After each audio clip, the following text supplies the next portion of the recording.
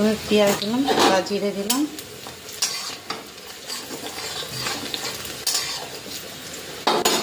এবার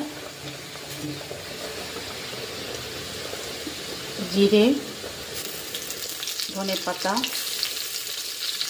পেঁয়াজ, লঙ্কা, আদা আর টমেটো, নুন আর হলুদ। এবার বল মাছগুলো দিয়ে দিলাম।